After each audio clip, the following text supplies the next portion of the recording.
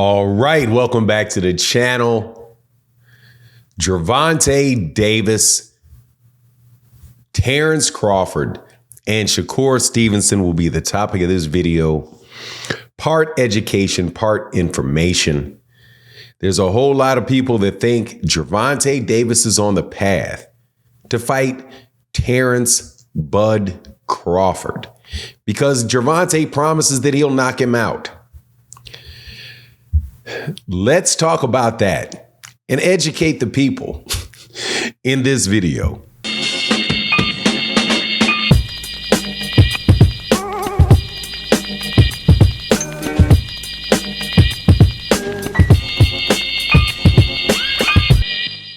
All right, welcome back to the channel. It's your boy Fanon. In this video, we're going to straighten up some fantasy, but at the same time, let you know what Terence Crawford thinks about Gervonta Davis and a realistic fight for Gervonta Davis with his biggest competition. Some people, and this has been going on for a while, giving me messages about Gervonta Davis promised that he would knock out Terence Crawford. Therefore, Gervonta and Terence need to take place. It's the biggest fight in boxing. Big problems with it, though.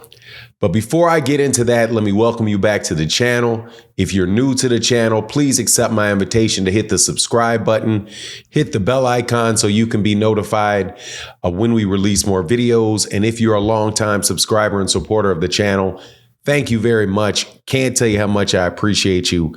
First and foremost, Gervonta Davis said at a point in time that he could knock out Terence Crawford. He has implied in the past that Terence Crawford had a glass jaw, or at least a glass shield. And that is why he had predicted that Errol Spence would beat Terence Crawford. Now, as we know, that didn't happen. Errol Spence Jr. lost a lopsided fight to Terence Crawford, a non-competitive fight with Terence Crawford. And so Gervonta had to eat those words. However, now that Gervonta is considered the biggest name in boxing, if not the number one biggest name in boxing, the number two biggest name in boxing, whatever, people are saying, hey, we want to see Gervonta fight Terence Crawford. And that's the fight that needs to be made.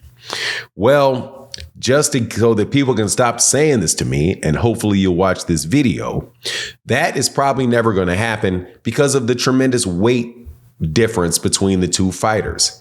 Gervonta Davis began his career at 126. He moved up to 130. He moved up to 135. He had one fight in 140. I think he had another fight at a catchweight at 136 with Ryan Garcia, but he is settled in at 135.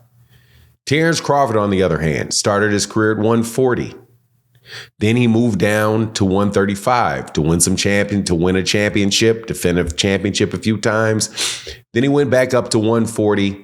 Then he went to 147. And now he is venturing into 154. So if you look at the points at which these guys began their career, one started at 126, one started at 140. Let's count how many weight classes that is.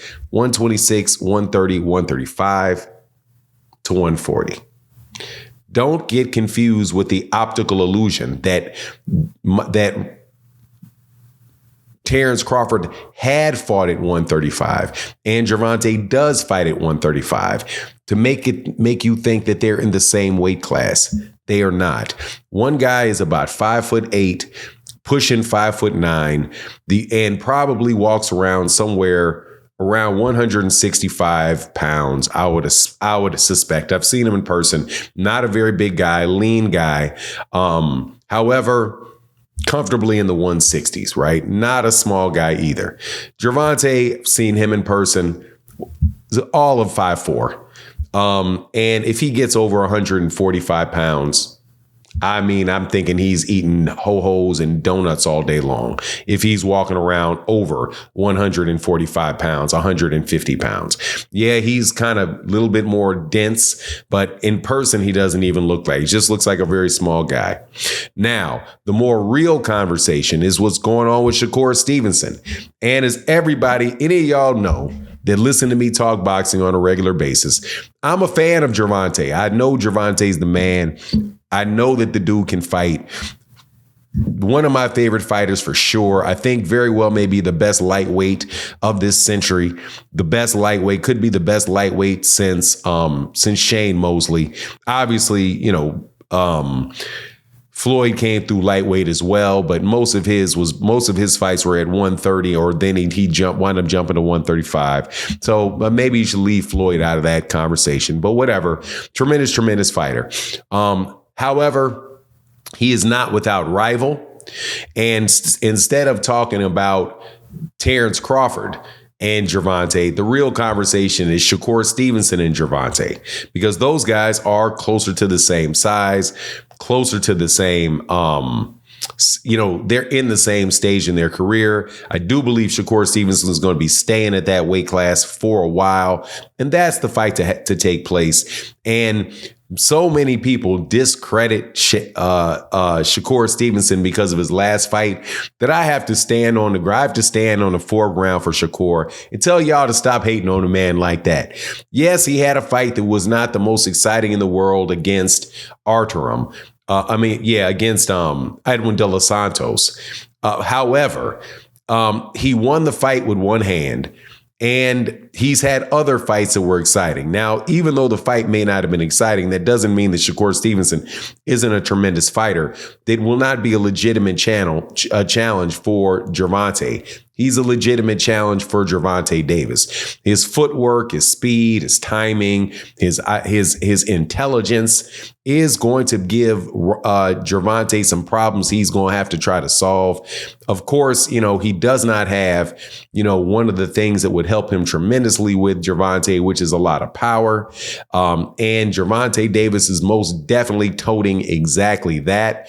If Gervonta Davis is able to cut off the ring on Shakur Stevenson, it could be a lot of problems for Shakur.